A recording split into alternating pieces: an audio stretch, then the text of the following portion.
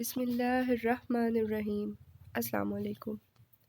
قرآن کریم اور احادیث کریمہ میں جہاں نماز کی فضیلتیں بیان ہوئی ہیں، وہاں نماز چھوڑنے پر سخت وعیدیں بھی سنائی گئی ہیں۔ اللہ پاک ارشاد فرماتے ہیں کہ جہنمیوں سے پوچھا جائے گا، ما سلککم فی سقر، تمہیں کیا بات دوزخ میں لے گئی؟ تو وہ جواب دیں گے، قالوا الم نک من المصلین، وہ بولے ہم نماز نہ پڑھتے تھے۔ دوسری جگہ اللہ پاک ارشاد فرماتے ہیں، فَخَلَفَ مِن بَعْدِهِمْ خَلْفٌ أَضَاعُوا الصَّلَوَاتِ وَاتَّبَعُوا الشَّهَوَاتِ فَسَوْفَ يَلْقُونَ غَيًّا۔ تو ان کے بعد ان کی جگہ ایسے لوگ آئے جنہوں نے نمازیں گنوائیں اور اپنی خواہشوں کے پیچھے ہوئے، تو ان قریب وہ دوزخ میں غی کا جنگل پائیں گے۔ غی کیا ہے؟ حضرت ابن عباس رضی اللہ عنہما سے مروی ہے کہ غی جہنم میں ایک وادی ہے جس کی گرمی سے جہنم کی دوسری وادیاں بھی پناہ مانگتی ہیں۔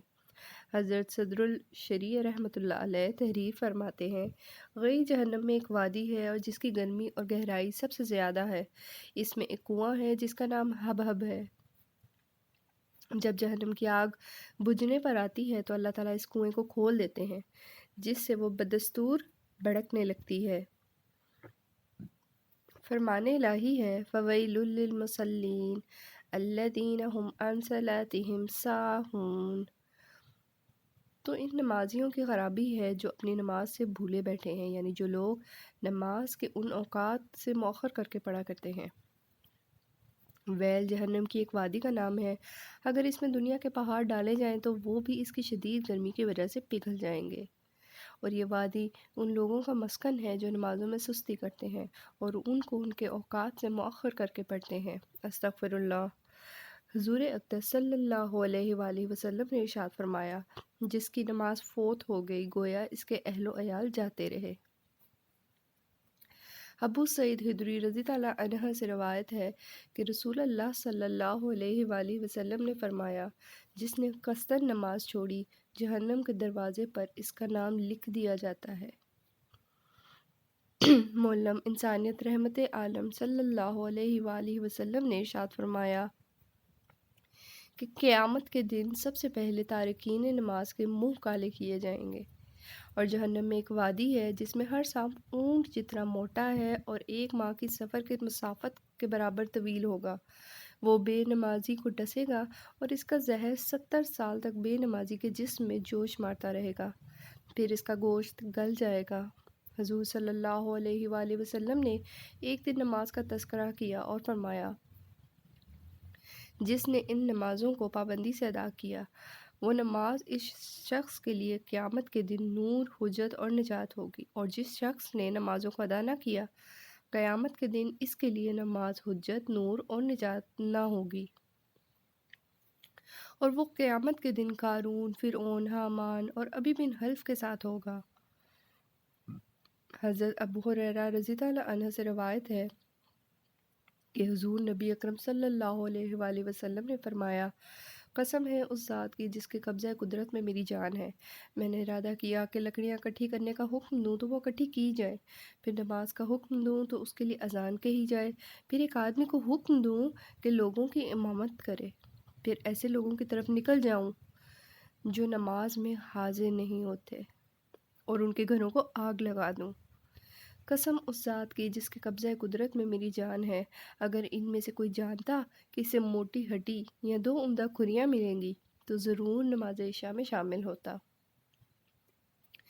تندرستی کے باوجود نماز ترک کرنے والے کو اللہ تعالیٰ 15 قسم کے عذابات میں مبتلا فرمائے گا۔ ان میں سے 6 عذاب دنیا میں، 3 موت کے وقت، 3 قبر میں اور 3 اللہ پاک سے ملاقات کے وقت ملیں گے۔ دنیا میں ملنے والے عذاب یہ ہیں، اللہ پاک اس کی عمر سے برکت اٹھا لے گا، اللہ پاک اس کے رزق سے برکت اٹھا لے گا، اس کے چہرے سے بھلائی کا نور مٹ جائے گا، اس کا کوئی نیک عمل قبول نہ ہوگا، اس کی کوئی بھی دعا قبول نہ ہوگی، اور اس کا اسلام میں کوئی حصہ نہ ہوگا۔ عرض کی گئی، یا رسول اللہ، موت کے وقت ملنے والے عذاب کون سے ہیں؟ صلی اللہ علیہ وآلہ وسلم۔ فرمایا، ذلیل و رسوا ہو کر مرے گا، یہ معلوم نہ ہوگا کہ کس دین پر مرا ہے، بھوکا پیاسا مرے گا، اگر اسے تمام دریاؤں کا پانی بھی پلا دیا جائے تب بھی سیراب نہ ہوگا۔ آنسو جب نبی کریم صلی اللہ علیہ وآلہ وسلم مدینہ تشریف لائے تو یہاں کے بلند حصے میں بنی عمرو بن عوف کے یہاں آپ اترے اور یہاں 24 راتیں قیام فرمایا۔ پھر آپ صلی اللہ علیہ وآلہ وسلم نے بنو نجار کو بلا بھیجا تو وہ لوگ تلواریں لٹکائے ہوئے آئے۔ انس نے کہا، گویا میری نظروں کے سامنے نبی کریم صلی اللہ علیہ وآلہ وسلم اپنی سواری پر تشریف فرما ہے، جبکہ ابو بکر صدیق رضی اللہ عنہ آپ صلی اللہ علیہ وآلہ وسلم کے پیچھے بیٹھے ہوئے ہیں، اور بنو نجار کے لوگ آپ صلی اللہ علیہ وآلہ وسلم کی چاروں طرف ہیں، یہاں تک کہ آپ صلی اللہ علیہ وآلہ وسلم ابو ایوب کے گھر کے سامنے اترے، اور آپ صلی اللہ علیہ وآلہ وسلم یہ پسند کرتے تھے کہ جہاں بھی نماز کا وقت آ جائے فوراً نماز ادا کر لیں۔ آپ بکریوں کے باڑوں میں بھی نماز پڑھ لیا کرتے تھے۔ پھر آپ نے یہاں مسجد بنانے کے لیے حکم فرمایا، چنانچہ بنو نجار کے لوگوں کو آپ صلی اللہ علیہ وآلہ وسلم نے بلاوا بھیجا کہ اے بنو نجار، تم اپنے اس باغ کی قیمت مجھ سے لے لو۔ تو انہوں نے جواب دیا، نہیں یا رسول اللہ صلی اللہ علیہ وآلہ وسلم، اس کی قیمت ہم صرف اللہ سے مانگتے ہیں۔ انس رضی اللہ عنہ نے بیان کیا کہ میں جیسا کہ تمہیں بتا رہا تھا یہاں مشرکین کی قبریں تھیں، اس باغ میں ایک ویران جگہ تھی اور کچھ کھجور کے درخت بھی تھے، پس نبی کریم صلی اللہ علیہ وآلہ وسلم نے مشرکین کی قبروں کو اکھڑوا دیا، ویرانے کو صاف اور برابر کرایا، درختوں کو کٹوا کر ان کی لکڑیوں کو مسجد کے قبلے کی جانب بچھا دیا اور پتھروں کے ذریعے انہیں مضبوط بنا دیا۔ صحابہ پتھر اٹھاتے ہوئے رجز پڑھتے اور نبی کریم صلی اللہ علیہ وآلہ وسلم بھی ان کے ساتھ تھے۔ یہ کہہ رہے تھے کہ اے اللہ، آخرت کے فائدے کے علاوہ اور کوئی فائدہ نہیں، بس انصار اور مہاجرین کی مغفرت فرمانا۔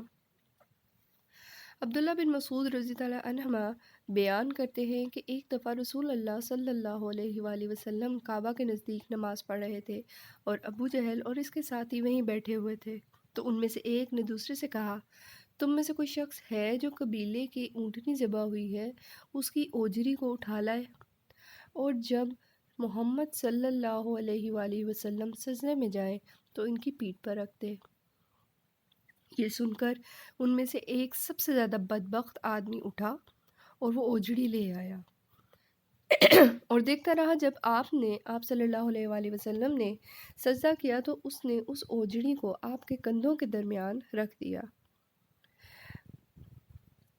حضرت عبداللہ بن مسعود کہتے ہیں، میں یہ سب کچھ دیکھ رہا تھا مگر کچھ کر نہ سکتا تھا، کاش اس وقت مجھے روکنے کی طاقت ہوتی۔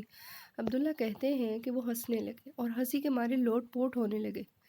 رسول اللہ صلی اللہ علیہ وآلہ وسلم سجدے میں تھے، بوجھ کی وجہ سے اپنا سر نہیں اٹھا سکتے تھے، یہاں تک کہ فاطمہ رضی اللہ عنہا آئیں اور وہ بوجھ آپ کی پیٹھ سے اتار کر پھینکا۔